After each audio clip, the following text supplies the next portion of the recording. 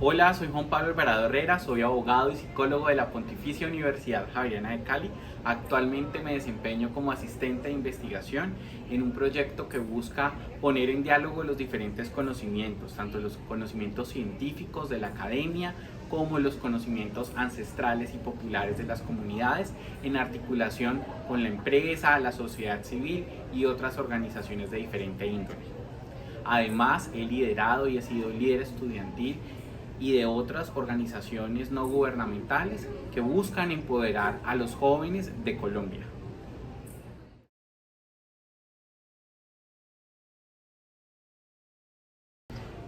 Articular los conceptos de diversidad, inclusión y derechos humanos es un ejercicio cotidiano y transversal cuando nos estamos pensando proyectos, cuando nos pensamos actividades, cuando pensamos en cómo llegar a las diferentes comunidades, que es mi área de interés, que es la psicología social comunitaria.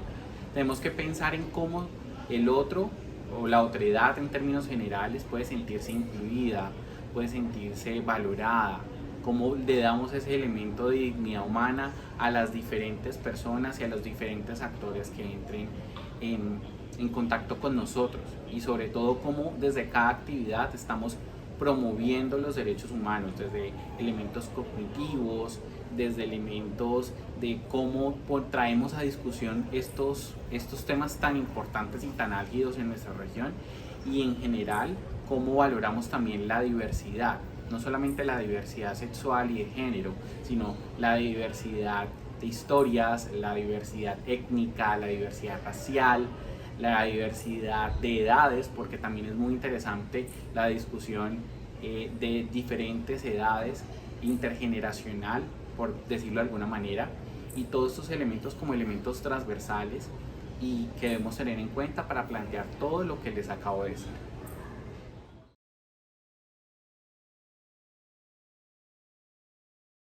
Creo que estos conceptos, como les decía, son ampliamente complejos.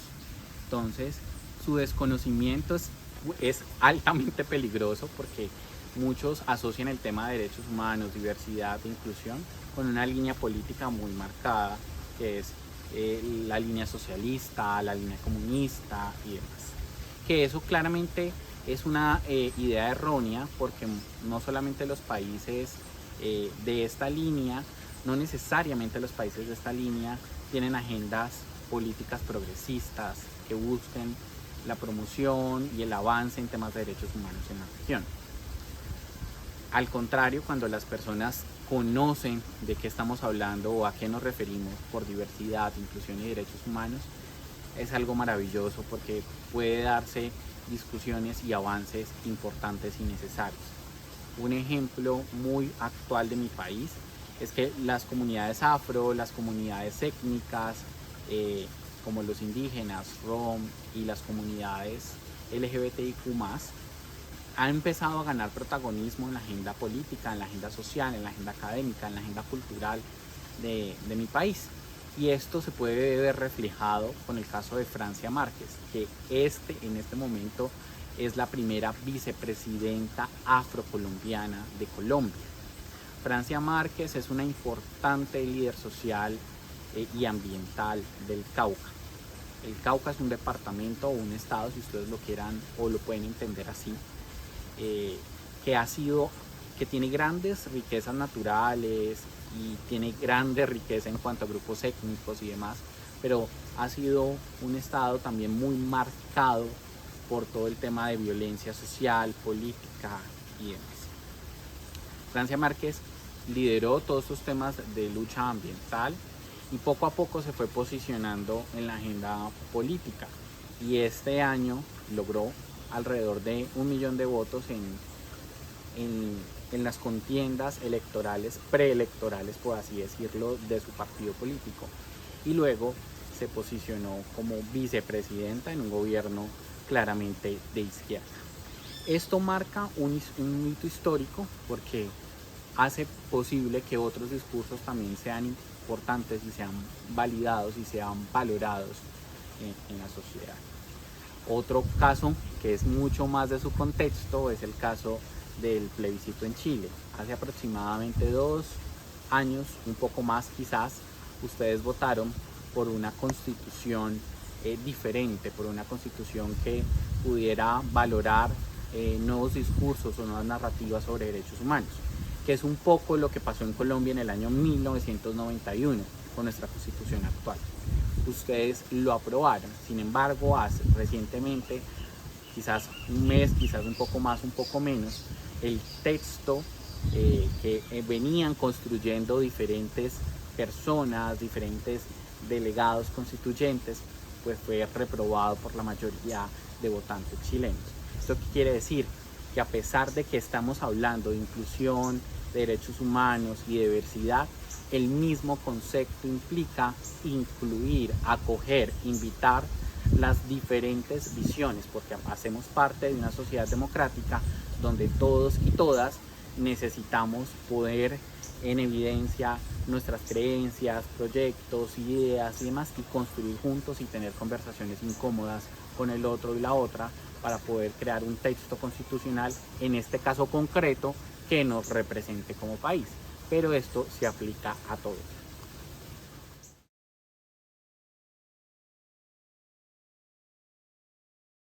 Estos temas de por sí ya son complejos y se complejizan aún más cuando hablamos de la sociedad actual, donde tenemos la globalización, es cuando hablamos también de la sociedad de la información, de las redes sociales, y podemos darnos cuenta de lo que pasa en África o en Asia, así, en cuestión de segundos. Esto complejiza el tema porque de alguna manera nos hace conocer otras realidades, pero muchas veces nos da como ese poder de opinar sobre lo que está pasando en esos países sin tener en cuenta una visión integral de sus sociedades, de su cultura, de sus tradiciones y de su cosmovisión. Entonces ahí podríamos caer, por ejemplo, en este paradigma un poco de opinar desde nuestra perspectiva únicamente en temas de derechos humanos o en temas de dignidad humana sin comprender. Esto pueden, por ejemplo, ejemplificarlo cuando desde Latinoamérica pensamos desde la perspectiva colonial o la perspectiva europea y digamos que juzgamos ciertas tradiciones de ciertos grupos o de ciertas comunidades étnicas desde nuestra tradición y desde nuestra cultura pues arraigada desde Europa. Pasa lo mismo acá.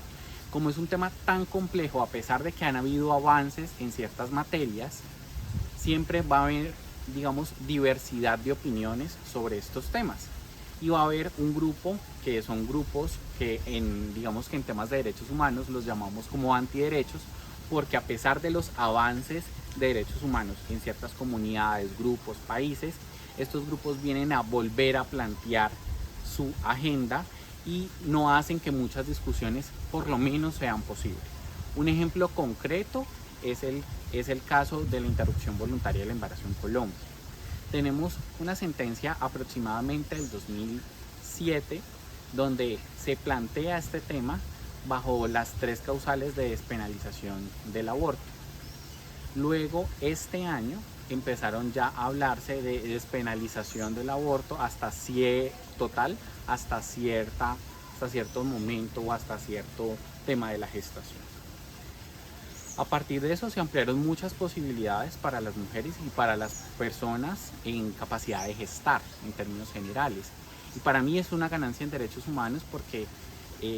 permite ampliar las posibilidades de toma de decisión sobre el cuerpo de estas personas, pero también sobre sus proyectos de vida.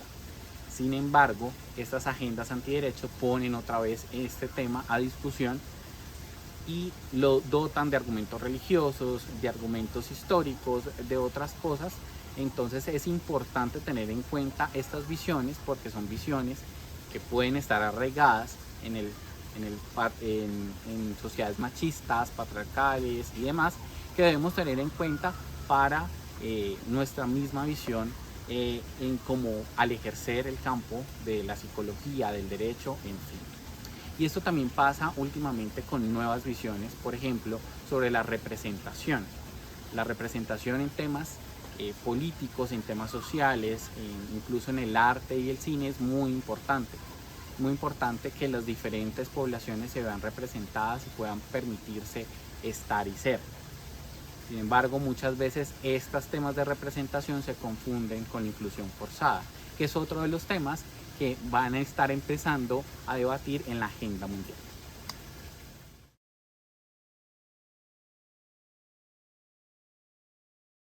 Para mí la política es el arte de servir. Y cuando la política se hace de manera rigurosa, de manera técnica, de manera participativa, y se hace esto en la construcción de políticas públicas, con herramientas, con procesos, con metodologías de diseño, seguimiento, evaluación y monitoreo de políticas públicas, sobre todo políticas públicas sociales, estas pueden influir de manera muy positiva en los procesos de derechos humanos, inclusión y diversidad. ¿Por qué? Porque se hace desde la visión técnica y se hace también desde la participación de las diferentes comunidades. ¿Y quién mejor que las comunidades para saber qué necesitan, cómo lo necesitan y cuáles son los aspectos? Ahí es muy importante que entren en juego los diferentes actores, tanto el político técnico, los académicos, la empresa, la sociedad civil, pero también las comunidades para que se pueda co-construir la agenda política. Esto, en otros términos, también es muy importante, y es que la política tenga en cuenta que los derechos humanos cuestan, tienen que estar presupuestados. Esto puede ser muy, lo que estoy diciendo puede ser muy polémico, pero es que los derechos humanos de alguna manera se materializan a partir de políticas públicas, como el acceso a la educación, la permanencia en la educación, los procesos de acceder a la salud, de acceder a espacios de participación social y política para niños, niñas, adolescentes y jóvenes. Cuando esto se posibilita, debe haber también unos recursos que pueden obtenerse de diversas formas para que las políticas sean financiadas y sean financiables, y también las personas puedan participar de ellas. Un ejemplo concreto que pasa en Colombia son los presupuestos participativos. Los presupuestos participativos es que hay unos rubros donde la sociedad, las comunidades y demás, los líderes sociales pueden participar y pueden decir sobre qué invertir ese dinero. Y ese es un ejemplo muy concreto y muy eficaz sobre cómo se puede materializar estos temas a partir de la política pública. Por el contrario, la política puede obstaculizar estos temas de derechos humanos, diversidad e inclusión cuando de alguna manera solo se privilegia una misma visión sobre el país o sobre los territorios.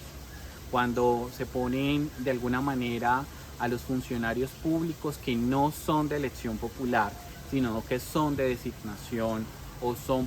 digamos, de alguna manera deben ejercer política técnica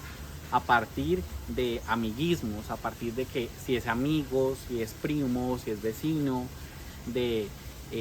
partido político pues predominante. Esto obstaculiza porque solamente privilegia una misma visión pues de lo que consideramos como importante, una misma visión de agenda política y agenda pública.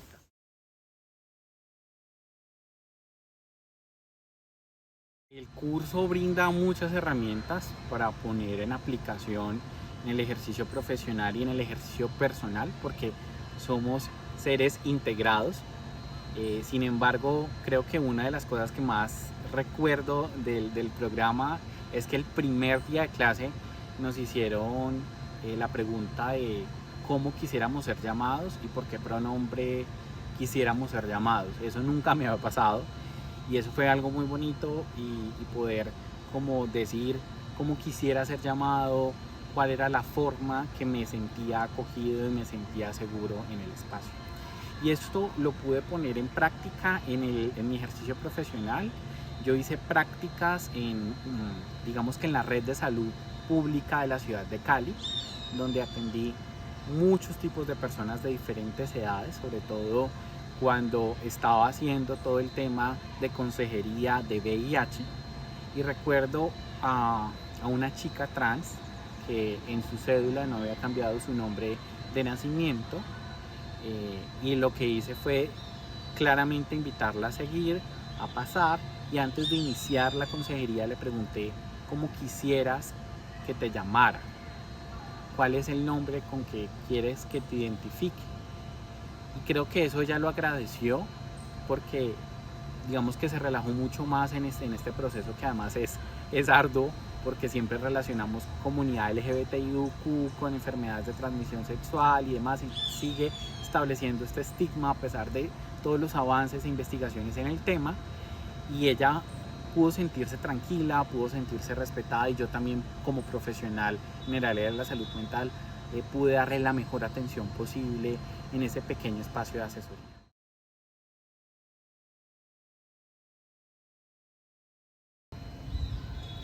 El estallido social del 2021, porque así se llama, digamos, a nivel académico, a nivel social y demás, que se realizó justamente en mi ciudad, en la ciudad de Cali, una ciudad con tradición diversa, con la ciudad con mayor población afrocolombiana de Colombia, la segunda o la tercera ciudad con mayor población afro en Latinoamérica, que reúne diversas lenguas, culturas y demás del Pacífico colombiano, del norte del valle y diferentes regiones del país.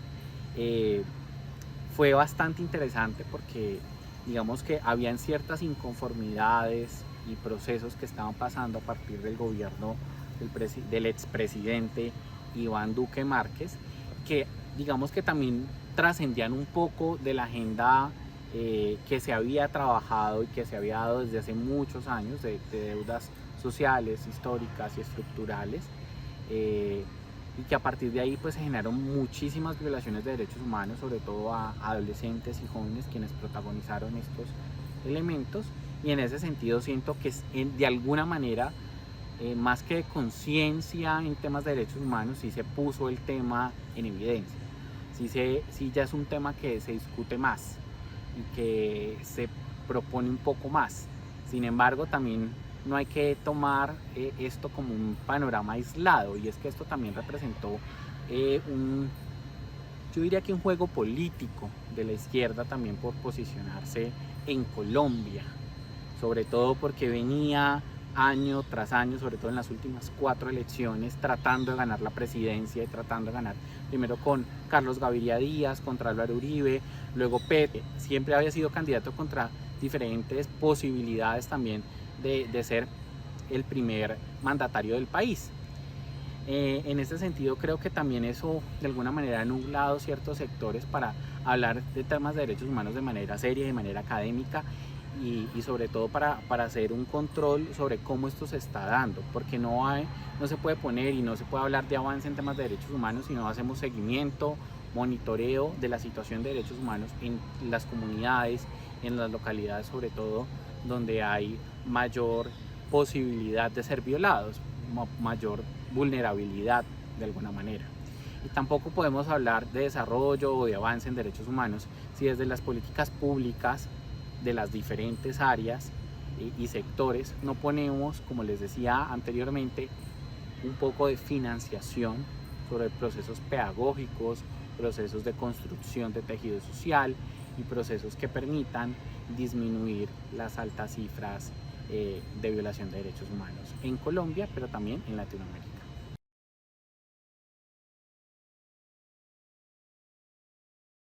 En este sentido, considero que los retos que tienen los países latinoamericanos en temas de derechos humanos son básicamente 3. El primero, que exista continuidad en los planes, programas, proyectos que han tenido avance, que han sido importantes, significativos y que han dado logros en estos temas. ¿Por qué? Porque muchas veces una de nuestras tradiciones políticas que se da a nivel local, a nivel regional y a nivel nacional, incluso a nivel Latinoamérica, es que un presidente o un mandatario, independientemente de cuál sea, no continúa y no hace una revisión sobre esos proyectos, planes y programas que ha hecho el gobierno anterior y cómo mejorarlos, sino que básicamente inicia borrón y cuenta nueva. Y eso creo que es una tradición que se tiene que repensar, porque si se hacen las cosas bien o si pueden haber elementos para mejorar, deben realizarse con el fin de que hayan avances significativos en la materia. El segundo elemento, como lo he venido reiterando en todo el video, es el tema de las políticas públicas. Las políticas públicas de manera participativa, rigurosa, que busque articular las diferentes voces de diversos actores sociales y políticos y que tengan un contenido presupuestal que pueda asegurar su materialización en cada una de las fases que éstas contienen. Y un tercer elemento que considero que es importante es que no solamente hayan alianzas o avances en planes y programas, sino en miradas regionales como Latinoamérica. Por como algunas de estas son, por ejemplo, la Alianza del Pacífico, que reúne a México, Chile, Perú y Colombia. Cómo esta alianza no solamente puede trascender en temas comerciales, sino también cómo esta alianza puede empezar a hablar de temas sociales, temas de derechos humanos y articular diferentes actores. Cómo puede también acelerar la movilidad de profesionales de los diferentes países para que haya una mirada regional y un avance regional en estas materias, en programas de voluntariado, en programas de promoción educativa, en programas, no sé, de becas, en programas de observatorios, en programas de investigación anclados a estas importantes temas. Que eso se puede hacer porque ya se han habido algunos elementos iniciales, como lo decía, la Alianza del Pacífico, la CAM, todo el tema también de las diferentes alianzas que hay en Centroamérica, y de esta manera tener una mirada regional que de alguna manera avance o impulse el avance general de la región, sin importar si en Colombia hay un gobierno de X ideología y en Chile hay un gobierno de X ideología, sino de qué elementos son importantes para tener avances concretos y coherentes de cooperación internacional en estas áreas.